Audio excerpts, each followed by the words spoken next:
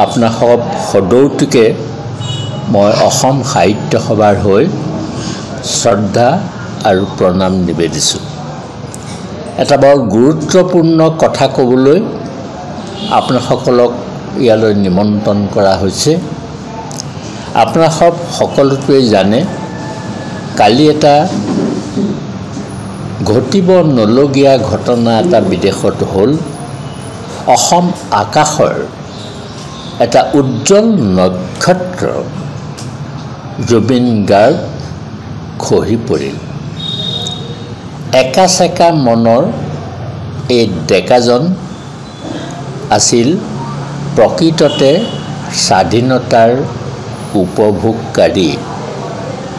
স্বাধীনতা যি উপভোগ কৰে তেওঁৰ বিশ্বৰ সকলোকে সমভাৱে চায়, আৰু যি স্বাধীনতাৰ পৰা লাভ কৰা ক্ষমতা নিজে উপভোগ কৰে তেতিয়া মানুহজন নিজৰ কাৰণে চোৱা বুজায়।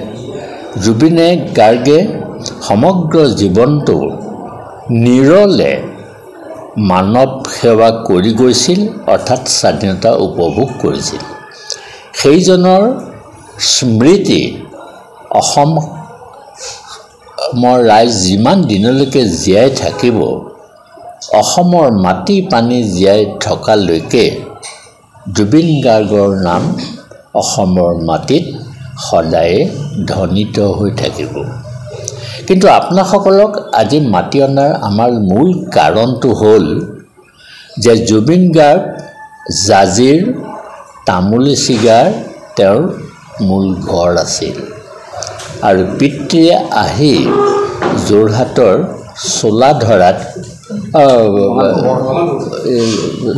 বঙালপুখুৰীত ক্লাব ৰোডৰ কাষতে এটা ঘৰ দুৱাৰ সাজি তাতে থাকিবলৈ ল'লে, আৰু তাৰ ফলস্বৰূপে জুবিন গাৰ্গ যোৰহতীয়া হৈ পৰিল।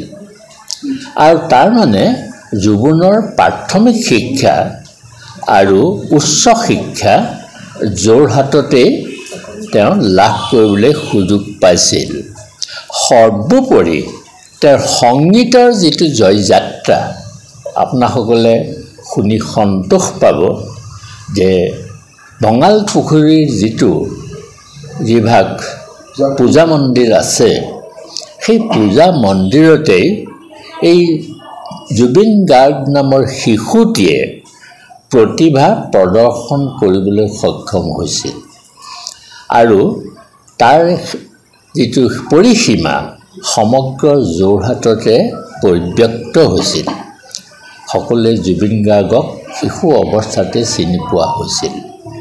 তাৰমানে আমি এইটো কথা ক'ব খুজিছোঁ যে জুবিন গাৰ্গৰ প্ৰথম সম্পৰ্কটো যোৰহাটৰ লগত, আৰু সেয়ে যোৰহাটবাসীয়ে জুবিন গাৰ্গৰ আজিৰ এই মহাপ্ৰস্থানৰ সময়ত প্ৰতিগৰাকী যোৰহাটবাসী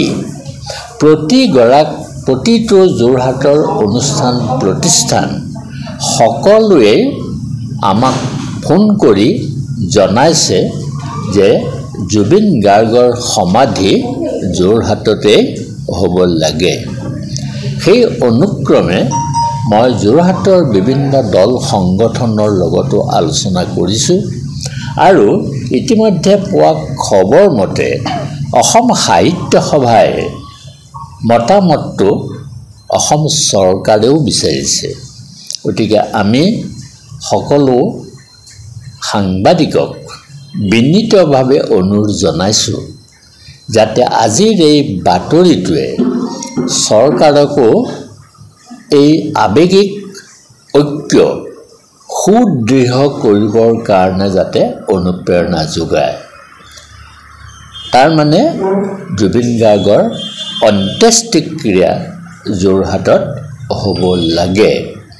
ইয়াৰ আগতেও আমাৰ জ্যোতিপ্ৰসাদ আগৰৱালাৰ অন্ত্যেষ্টিক্ৰিয়া তেজপুৰত হৈছিল, বিষ্ণুপ্ৰসাদ ৰাভাৰো তেনেকৈ স্থানীয়ভাৱে হৈছিল, আনন্দ চন্দ্ৰ আগৰৱালাৰো তেনেকৈ আনন্দগিৰি যিটো পাহাৰ আছে এতিয়া তেজপুৰত তাতে হৈছিল, প্ৰতিগৰাকী মহীৰূহৰ জন্মস্থানতেই আচলতে তেওঁলোকৰ সমাধি ক্ষেত্ৰ নিৰ্মাণ হৈছিল।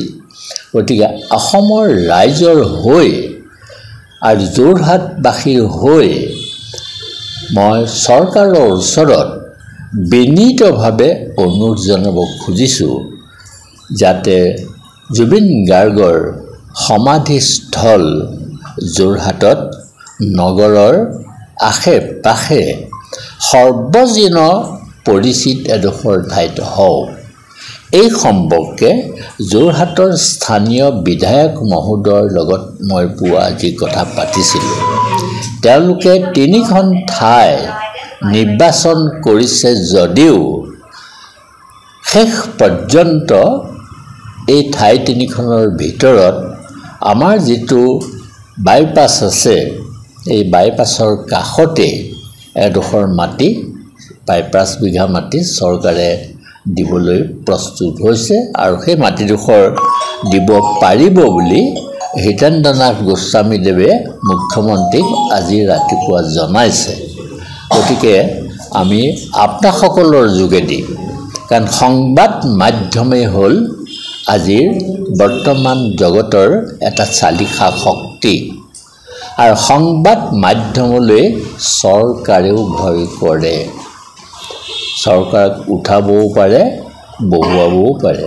গতিকে মই আপোনাসকলক বিনীতভাৱে অনুৰোধ জনাইছোঁ যাতে অসমৰ একাংশ অৰ্থাৎ যোৰহাটবাসী ৰাইজৰ হৃদবৃত্তি আৰু স্মৃতিবৃত্তিত লুকাই থকা জুবিন গাৰ্গৰ প্ৰতি যিটো স্নেহ আৰু শ্ৰদ্ধা, তাৰ প্ৰতিফলন স্বৰূপে যাতে যোৰহাটতেই জুবিন গাৰ্গৰ অন্ত্যেষ্টিক্ৰিয়া সম্পন্ন হয় আৰু তাৰ যোগেদি যোৰহাটত এটা সমাধিস্থল হ'লে আমি অনুভৱ কৰিম যে ইমান দিনে যোৰহাটবাসীয়ে এটা অভাৱ অনুভৱ কৰিছিল যে চৰকাৰে গুৱাহাটীখনকেই অসম বুলি আজিৰ যুগলৈকে বিবেচনা কৰি আহিছে আৰু জুবিন গাৰ্গৰ সমাধিস্থল যদি যোৰহাটত হয়, চৰকাৰৰ প্ৰতি থকা অসমৰ ৰাইজৰ এই যিটো অসন্তোষ, এই অসন্তোষটো মৰিখন হ'ব। আৰু মই আশা কৰোঁ আপোনালোকৰ এই যিটো ইতিবাচক প্ৰচাৰ, এই ইতিবাচক প্ৰচাৰে যোৰহাটৰ সমাধিস্থল নিৰ্মিত হ'ব। তেনেহ'লে আমাৰ আৰু এটা কথা আহি পৰিব, সেইটো হ'ল যে তেখেতক ৰাজহুৱাভাৱে যেতিয়া শ্ৰদ্ধা নিবেদন কৰা হ'ব, আমাৰ সকলোৰে মনত আছে ভূপেন হাজৰিকাদেৱৰ ৰাজহুৱা শ্ৰদ্ধাঞ্জলিত যেনেকৈ এটা সুপৰিকল্পিতভাৱে ক'তো একো গণ্ডগোল নোহোৱাকৈ সেই শ্ৰদ্ধাঞ্জলি অনুষ্ঠান হৈছিল, যোৰহাটতো সেই শ্ৰদ্ধাঞ্জলি অনুষ্ঠান সম্পূৰ্ণভাৱে সুপৰিকল্পিতভাৱে আমাৰ চৰকাৰে নিশ্চয় নিৰ্ণয় কৰিব আৰু তাত মান এটা চৰকাৰ দিবলৈ নিশ্চয় সক্ষম হ'ব। আৰু যোৰহাটবাসীৰ ৰাইজৰ যিটো আৱেগ, কালি মই গুৱাহাটীৰ পৰা আহি 1 বজাত বৰুৱা চাৰিআলি পাইছোঁহি, তেতিয়াও দেখিছোঁ জুবিনৰ অনুৰাগীসকলে তেতিয়াও বন্তি জ্বলাই আছে, গীত মাত গাই এই শিল্পীজনালৈ শ্ৰদ্ধা জনাই আছে। গতিকে মই আশা কৰোঁ আপোনালোকৰ যোগেদিয়ে এই বাৰ্তাটো অসমৰ মাননীয় আৰু সকলোৰে শ্ৰদ্ধেয় মুখ্যমন্ত্ৰীৰ কাষলৈ লৈ যাবলৈ যাতে সক্ষম হয় আৰু মুখ্যমন্ত্ৰীগৰাকীয়েও যাতে যোৰহাটৰ বৌদ্ধিক মহল, সমাজ সচেতন মহল আৰু ছাত্ৰ ছাত্ৰী সকলোৰে যিটো আশা, সেই আশা যাতে চৰকাৰে পূৰণ কৰিবলৈ সক্ষম হয়। ইয়াৰ মাধ্যম কিন্তু হ'ব লাগিব আপোনাসৱৰ প্ৰচেষ্টাতেই এই মহতো মহিয়ান কামফেৰা সম্পন্ন হ'ব বুলি মই আশা কৰি আপোনাসকলক পুনৰ মই নমস্কাৰ জনাওঁ।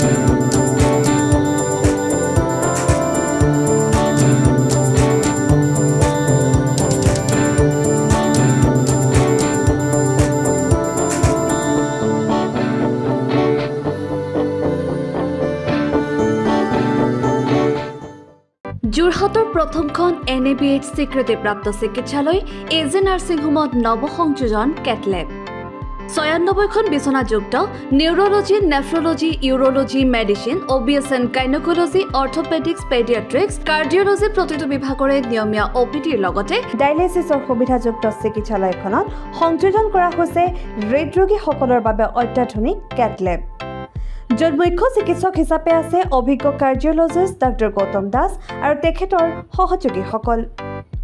ইতিমধ্যে যোৰহাটস্থিত চিকিৎসালয়খনত প্ৰথমবাৰৰ বাবে সম্পন্ন হৈছে এনজিঅগ্ৰাফি আৰু এনজিঅপ্লাষ্টি।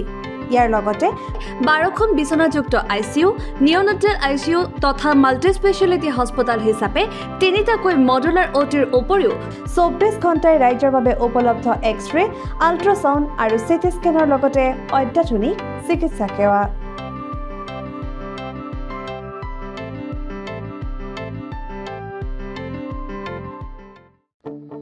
আপোনাৰ সপোনৰ ঘৰখন কেনে হ'ব?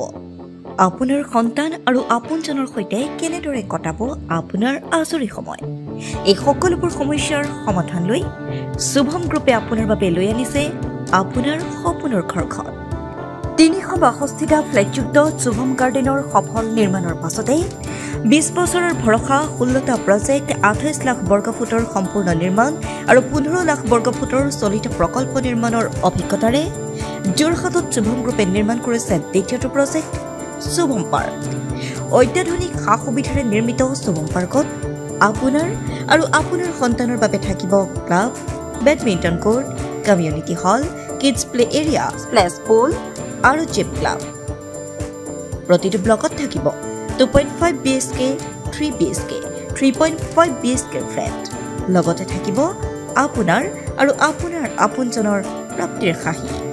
আজিয়ে বুক কৰক আপোনাৰ সপোনৰ ঘৰখন। যোগাযোগ কৰক 6003301010 নম্বৰত। আমাৰ ঠিকনা সোণাৰীগাঁও, তৰাজান, যোৰহাট 785001। 6000ৰো অধিক বাসিন্দাৰ ভৰসা শুভম গ্ৰুপ।